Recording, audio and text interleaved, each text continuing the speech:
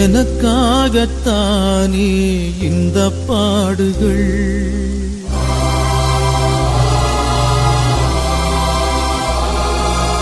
என்னாலே தானே இந்த காயங்கள்,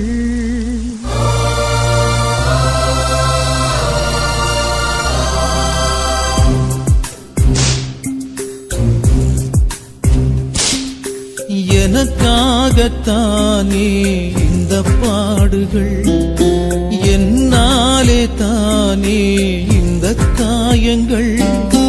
போதும் போதும் என் இயேசுவே, பாவி நானும் மனம் மாறுவேன்.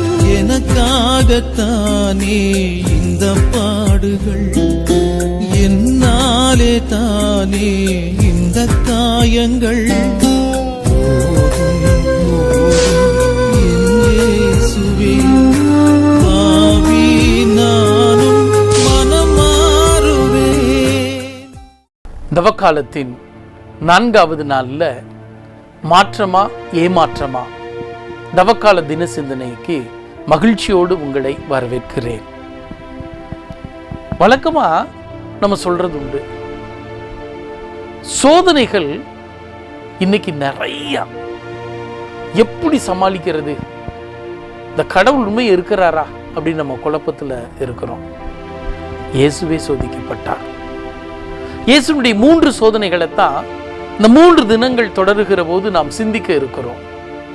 டெம்டேஷன் அப்படின்னு சொல்றப்ப ஆங்கிலத்தில் ரொம்ப அழகா சொல்லுவாங்க, temptation rarely comes in working hours, it is in their leisure time men are made or marked.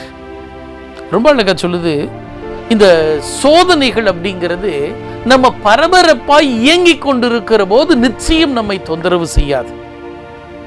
நம்ம எப்போ சோம்பேறியா வேலை செய்யாம ரொம்ப ரிலாக்ஸ்டா இருக்கமோ அப்பதான் நம்ம சோதனையில விழுவதற்கான சூழ்நிலைகள் வரும். இந்த இயேசுனுடைய 3 சோதனைகள்ல முதல் சோதனை பசியை மையப்படுத்தியதாக இருக்கிறது. 40 நாட்கள் பகலும் இரவுமாக இயேசு பாலைவனத்துல உபவாசம் இருந்து ஜெபிச்சுட்டு வெளியில வர்றார்.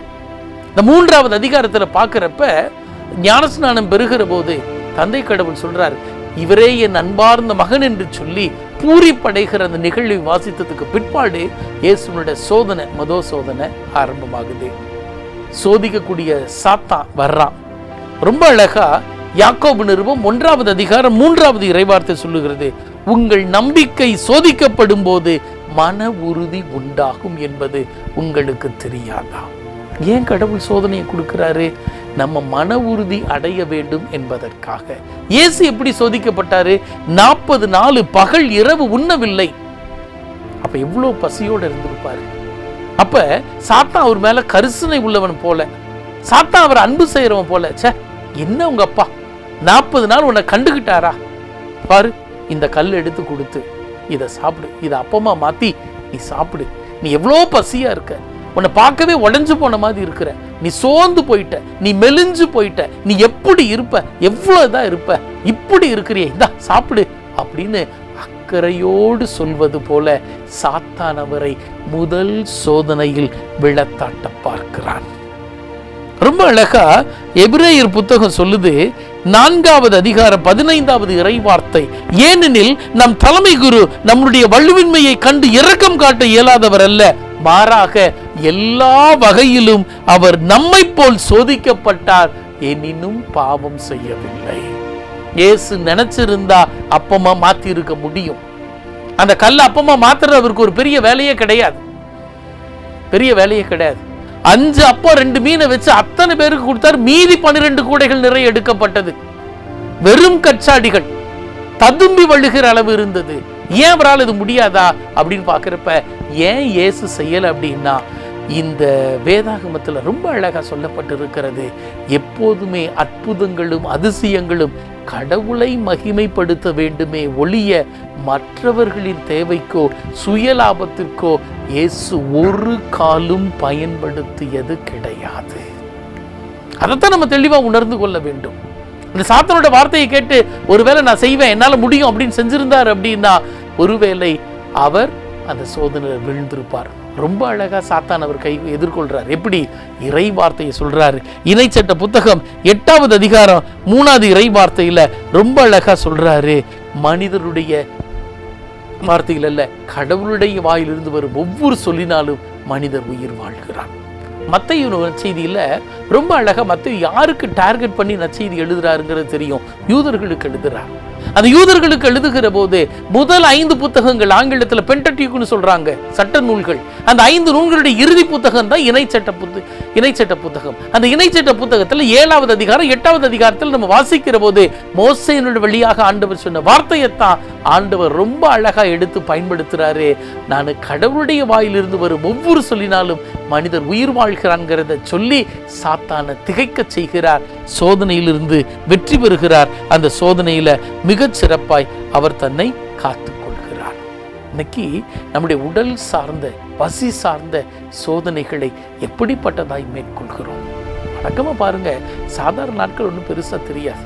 என்னைக்கு உபவாசம் இருக்கிறீங்களோ அன்னைக்கு தான் பசி கபகபகபகபன்னு எடுக்கும். யாரோ பின்னால் இருந்து தள்ளி விடுற மாதிரியே இருக்கும். நமக்கு அன்னைக்கு தான் டீ குடிக்கலாமா, போண்டா சாப்பிடலாமா, ஏதாவது ஒன்று சாப்பிட்டா ஒன்றும் பிரச்சனை இல்லையேங்கிற மாதிரி தோணும். இந்த சோதனைகளை இயேசு இறை வார்த்தையை கொண்டு வெற்றி கண்டார். இன்னைக்கு நீங்களும் நானும் அதே இறை வார்த்தையை கொண்டு வெற்றி காண சிறப்பாய் அழைக்கப்படுகிறோம். அப்ப ஆண்டவர் ரொம்ப அழகா சொல்ற அந்த வார்த்தை, மனிதர் அப்பத்தினால் மட்டுமல்ல மாறாக கடவுளின் வாயிருந்து வரும் ஒவ்வொரு சொல்லினாலும் உயிர் வாழ்கிறார்னு சொல்லி முதல் சோதனையை இறை வார்த்தையை கொண்டு தன்னை பெருமைப்படுத்தி கொள்ளாமல், தன்னை மகிமைப்படுத்தி கொள்ளாமல் கடவுளுடைய திருவுளத்திற்கு முழுவதுமாய் அர்ப்பணித்தார். ஆண்டவரே, எங்களை பெருமைப்படுத்த, எங்களை மகிமைப்படுத்த நாங்கள் செய்கிற செயல்களுக்காய் வெட்கப்படுகிறோம். மாற்றத்தை இந்த தவ காலத்தில் நாங்கள் காண உம்மை ஏமாற்றம் அடைய விடாதபடி எங்களை பயன்படுத்தும். பரிசுத்த கரத்தில் அர்ப்பணிக்கிறோம். ஜீவனுள்ள நல்ல பிதாவே, ஆமேன்.